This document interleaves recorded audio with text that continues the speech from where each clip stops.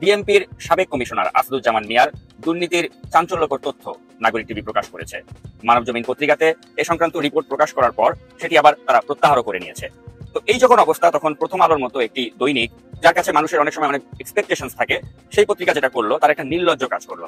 তারা আসাদুজ্জামান মিয়ার একটি বিস্তারিত সাক্ষাৎকার, যেটাকে আমি বলতে চাই একটা সাফাই সাক্ষাৎকার, ছাপানোর মাধ্যমে আসাদুজ্জামান মিয়া তিনি যে দুর্নীতি করেননি এ ধরনের উদ্ভট দাবি তিনি যে সাক্ষাৎকারে করেছেন, সেটি অবিকল তারা ছাপিয়ে আসাদুজ্জামান মিয়াকে একটা ক্লিন চিট দেওয়ার চেষ্টা করেছেন বলে আমাদের কাছে মনে হয়েছে। প্রিয় দর্শক, প্রথম আলোর পাশাপাশি এখন অন্যান্য আরো বিভিন্ন গণমাধ্যমে আপনারা খেয়াল করলে দেখবেন আসাদুজ্জামান মিয়া তিনি আমেরিকায় বসে এখন যে সাক্ষাৎকারগুলো দিচ্ছেন সেগুলোকেই বিস্তারিত করে ছাপিয়ে প্রমাণ করার চেষ্টা হচ্ছে যে এই কুখ্যাত দুর্নীতিবাজ পুলিশ কর্মকর্তা তিনি নাকি বৈধ পথেই যা কিছু তিনি কিনেছেন, জমি জমা, এগুলো নাকি বৈধ পথেই কেনা হয়েছে, এটা এস্টাবলিশ করার একটা চেষ্টা দেখা যাচ্ছে।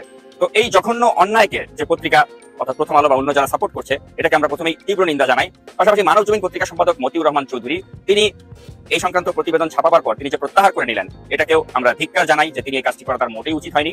পাশাপাশি এখন এই আসাদুজ্জামান মিয়াকে মিডিয়াতে বাঁচিয়ে দেওয়ার জন্য কলকাঠি নাড়ছেন নঈম নিজাম এবং মোজাম্মেল বাবু, এই দুই চিহ্নিত কুখ্যাত ব্যক্তি। তারা আসাদুজ্জামান মিয়াকে বাঁচিয়ে দেওয়ার জন্য যে প্রচেষ্টা নিচ্ছেন সে সংক্রান্ত তথ্য কিন্তু নাগরিক টিভির কাছে এসেছে। তো আমরা আপনাদেরকে সেটি জানিয়ে দিতে চাই যে এখন এই নেপথ্যে কলকাঠি নাড়ছেন নঈম নিজাম এবং এই পাশাপাশি ডিবিসি চ্যানেলের মঞ্জুরুল ইসলামের মতো সাংবাদিক, এবং এই কুখ্যাত নঈম নিজাম, মঞ্জুরুল এবং ৭১ টিভির মোজাম্মেল বাবু, এই গংরা মিলেই কিন্তু এখন বাঁচিয়ে দেওয়ার চেষ্টা করছেন এই কুখ্যাত সাবেক বিএনপি কমিশনারকে। তো যতই তারা বাঁচিয়ে দেওয়ার চেষ্টা করুক, নাগরিক টিভি অবশ্যই এক্ষেত্রে ভেটো দিবে এবং নাগরিক টিভি প্রকৃত সত্য আপনাদেরকে তুলে ধরবে। তো তেমনই কিছু সত্য আজ আমার কাছে এসেছে, যেগুলো আমি আপনাদের সামনে শেয়ার করবো, যার মাধ্যমে যে অসত্য দাবিগুলো করেছেন আসাদুজ্জামান মিয়া প্রথম আলোর কাছে, সেগুলোকে আমি ডিবাঙ্ক করতে পারবো।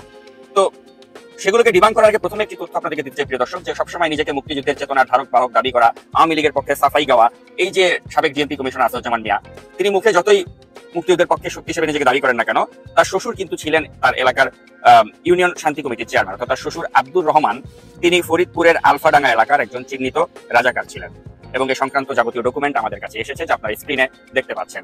তো যার শ্বশুর ছিল একজন চিহ্নিত রাজাকার, তিনি আবার নিজেকে দাবি করেন যে তিনি মুক্তিযুদ্ধের সপক্ষের শক্তি, আওয়ামী লীগের তিনি ধারক বাহক, চেতনার ধারক বাহক। তো এই চেতনাবাজের আসল সত্যটা কি সেটা আপনারা দেখে নিলেন, যে তার শ্বশুরই ছিল একজন তার এলাকার শান্তি কমিটির চেয়ারম্যান, এবং এটা নিয়ে কিন্তু তার যে শ্যালক, যার নামেও কিন্তু অনেক দুর্নীতি করেছেন এই আসাদুজ্জামান মিয়া, তার শ্যালকের নামকে ব্যবহার করেও তিনি যে দুর্নীতি করেছেন, সেই হারিসুর রহমান সোহান, এই সোহানও কিন্তু একসময় এই কারণে কিন্তু এটা বিভিন্ন সংবাদ মাধ্যমে নিউজও হয়েছিল যে সোহানের বাবা, অর্থাৎ তিনি যে এলাকা শান্তি কমিটির চেয়ারম্যান ছিলেন এই আব্দুর রহমান, এটা নিয়ে কিন্তু পত্রপত্রিকাতে নিউজও হয়েছিল, যেটা আপনারা হয়তো স্ক্রিনে দেখতে পাচ্ছেন প্রিয় দর্শক। তো একজন শ্বশুর যার ছিল রাজাকার, সেই পুলিশ কর্মকর্তা তিনি কতটুকু নীতি নৈতিকতা নিয়ে কাজ করেছেন এটা বোঝা যাচ্ছে তার কর্মকাণ্ডের দ্বারা, এবং তিনি যে প্রথম আলোর কাছে মিথ্যাচার করেছেন এখন একে একে সেগুলোকে আমি আপনাদের সামনে উন্মোচন করতে চলেছি।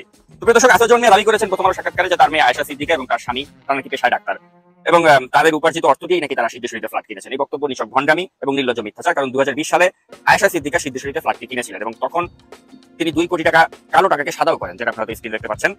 এবং ওই সময় কিন্তু আয়েশা সিদ্দিকার বয়স ছিল মাত্র 28 বছর। তো প্রশ্ন হলো, এত অল্প বয়সে তিনি কত বড় বিশেষজ্ঞ চিকিৎসক ছিলেন যে তিনি এরকম 2 কোটি টাকার একটি ফ্ল্যাট কিনতে পারেন? এই প্রশ্ন আপনাদের কাছে রাখতে চাই। তো আর তিনি যদি সত্যি হতেন তাহলে কালো টাকা সাদা করার প্রয়োজন তার হলো কেন?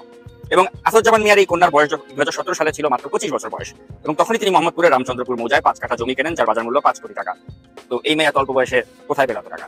এই প্রশ্ন আপনাদের কাছে রাখতে চাই যে 25 বছরের একটা মেয়ে কোথা থেকে এই টাকা পেল? 2020 সালে আসাদুজ্জামান মিয়ার এই মেয়ের বয়স হয় 28 বছর। তখন পূর্বাচল 1 নম্বর সেক্টরে তিনি 10 কাঠা জমি কেনেন, এবং এই জমির আপনারা জানেন যে দাম এখন বর্তমান বাজার মূল্যে প্রায় 10 কোটি টাকারও বেশি। একজন 28 বছর বয়সের মেয়ে কোথা থেকে কোন আলাদিনের চেরাগে, কত বড় ডাক্তারই তিনি হন না কেন বা তার স্বামী হন না কেন, তিনি 10 কোটি টাকার একটি এই কাঠা জমি কিনতে পারেন? এটা কিভাবে সম্ভব?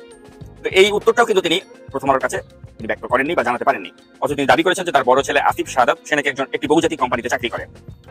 তো আমরা যেটা জানতে পেরেছি যে তার এই আসিফ শাহাদাত, তার এই ছেলের বয়স হচ্ছে 34 বছর, এবং সে ব্রিটিশ আমেরিকান টোবাকোর সিনিয়র ম্যানেজার হিসেবে কর্মরত, এবং তার বার্ষিক বেতন 23,80,668 টাকা। তো আমরা তর্কের খাতিরে ধরে নিলাম যে এই বেতনের অর্ধেক টাকা তিনি জমাতে পারেন। সেই হিসাবে গত 5 বছরে তিনি এই টাকাটা জমালেও সব মিলিয়ে একত্র করা হলেও কিন্তু তা হয় 60 থেকে 70 লাখ টাকা, এর বেশি হওয়ার কিন্তু সুযোগ নেই। অথচ এই ছেলের নামেই কিন্তু কমপক্ষে 25 কোটি টাকা মূল্যের সম্পদের খোঁজ আমরা পেয়েছি। তো মোহাম্মদ আসাদুজ্জামান মিয়া তিনি কিন্তু এই প্রসঙ্গটিও প্রথম আলোর সাথে আলাপকালে এড়িয়ে গেছেন, এবং আসিফ শাহাদাত 2011 সালে ফরিদপুরের ভাঙায় 3 একরের মতো জমি ক্রয় করেন, এবং তখন তার বয়স 21 বছরের মতো। তো এবং তিনি একজন স্টুডেন্ট তখন। তো এই 3 একর জমির দাম কম করে হলেও কিন্তু 3 থেকে 4 কোটি টাকা। এই বিপুল পরিমাণ টাকা তিনি কোথায় পেলেন তখন? এই প্রশ্ন আমি রাখতে চাই প্রিয় দর্শক আপনাদের কাছে। এবং এই আসিফ শাহাদাত তিনি পূর্বাচলে 4 কাঠা জমি কিনেছে, যেটার দাম প্রায় 6 কোটি টাকার মতো দাঁড়ায়, এবং আফতাবনগরেও তার নামে 5 কাঠা জমি রয়েছে। তো ফরিদপুরেও তার কয়েক একর জমি রয়েছে এবং শেপিয়ার্ড কনসোর্টিয়ামের ডিরেক্টরও তিনি। তো এই বিষয়গুলো কিন্তু প্রথম আলোর সাথে সাক্ষাৎকারে আসাদুজ্জামান মিয়া তিনি কিন্তু এড়িয়ে গেছেন। এবার আসা যাক আসাদুজ্জামান মিয়ার স্ত্রী আফরোজা জামানের প্রসঙ্গে। আপনারা জানেন প্রিয় দর্শক, রাজধানী ধানমন্ডি এবং ইস্কাটনে তার যে ফ্ল্যাট রয়েছে, এই বিষয়টি কিন্তু প্রথম আলোর সাথে সাক্ষাৎকারে স্বীকার করেছেন আসাদুজ্জামান মিয়া এবং তিনি বলেছেন যে তার স্ত্রী নাকি একটি বুটিকের ব্যবসা রয়েছে এবং বুটিকের ব্যবসা থেকেই তিনি নাকি এই ফ্ল্যাটগুলো তিনি ক্রয় করেছেন। তো এখন আমার প্রশ্ন হচ্ছে, কত বড় বুটিকের কোম্পানি তিনি বাংলাদেশে ওন করেন? আমরা তো তার স্ত্রীর এরকম কোনো বুটিকের দোকানের অস্তিত্ব খুঁজে পাইনি আমাদের অনুসন্ধানে, যেটা বাংলাদেশের খুব জনপ্রিয় একটা বুটিক হাউস যেখান থেকে তিনি এত টাকা কামিয়ে নিয়েছেন। আমরা আরো অনেক বুটিক হাউসের ওনারদেরকে আমরা চিনি, তাদের নামে এত সম্পদের খোঁজ আমরা পাইনি।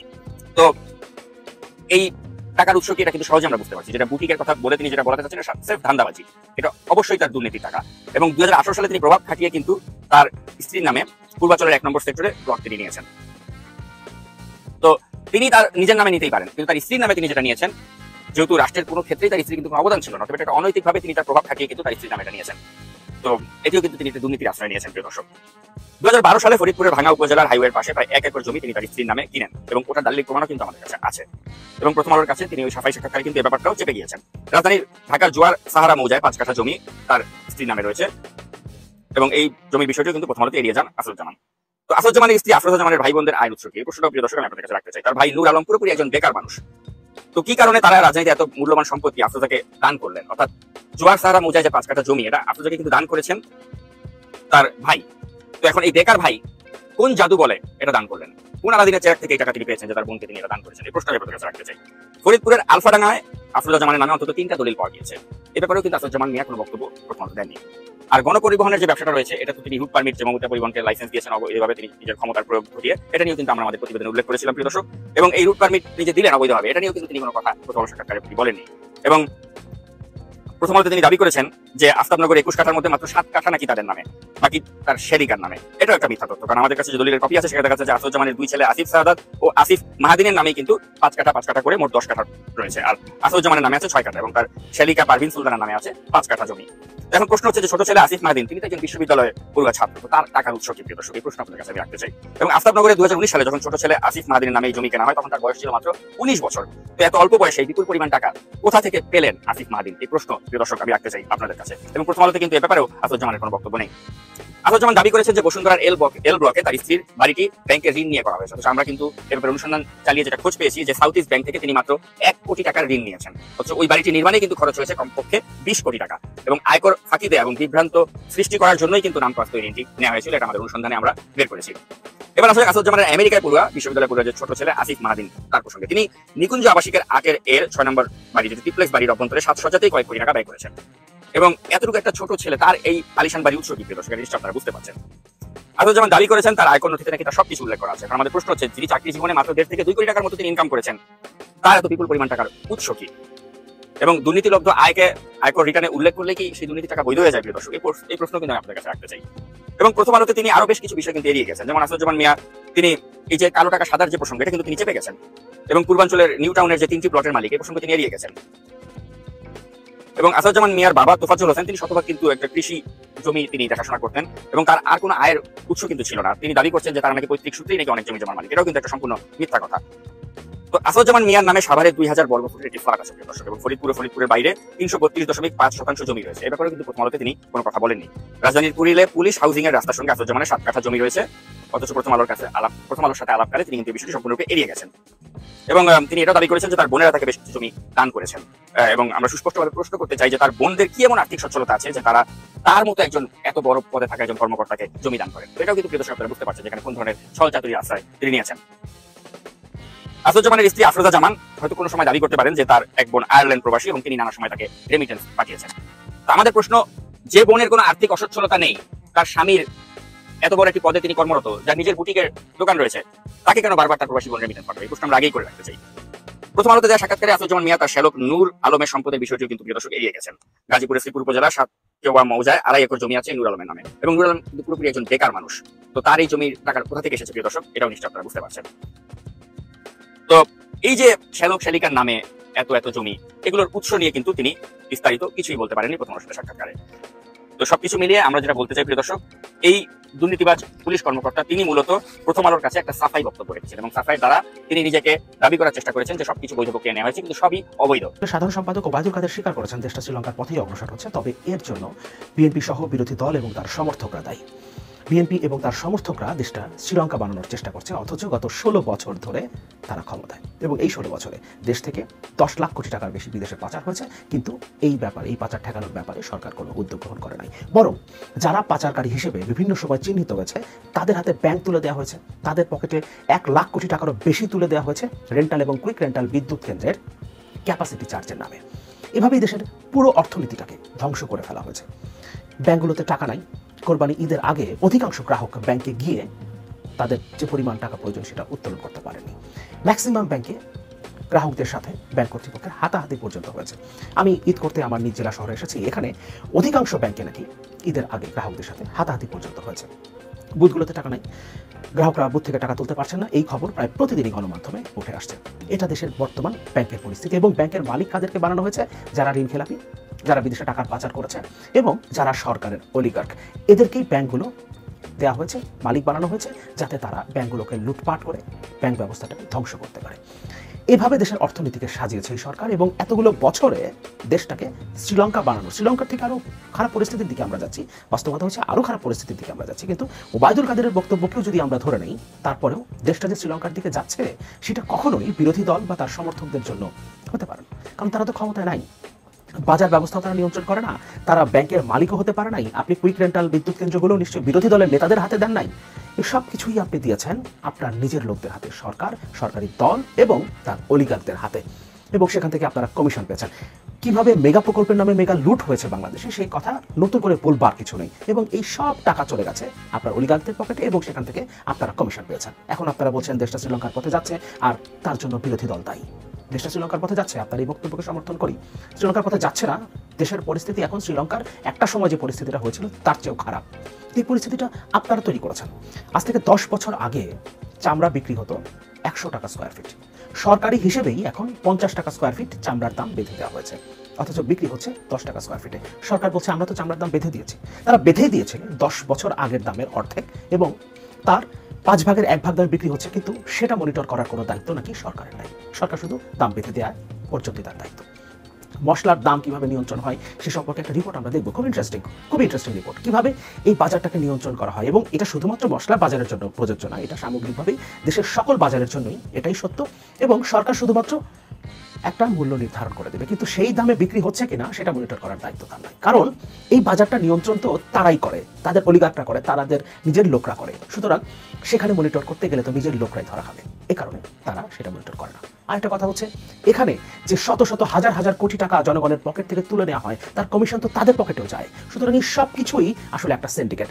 যারা কথা বলছে, যারা সরকারে আছে, সরকার যারা চালাচ্ছে, সরকারি দলে যারা আছে, তাদের অলিগাররা সবাইকে মিলে আসলে একটা সিন্ডিকেট। এই সিন্ডিকেটটা জনগণের পকেট কাটছে।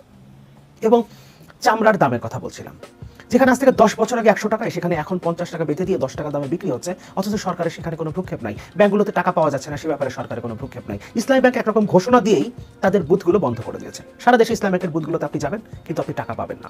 অধিকাংশ বুথেই অলরেডি টাকা শেষ হয়ে গেছে, এবং নতুন করে টাকা এখন পর্যন্ত আসে নাই। দেশের অর্থনীতি এই পর্যায়ে আসলো কেন?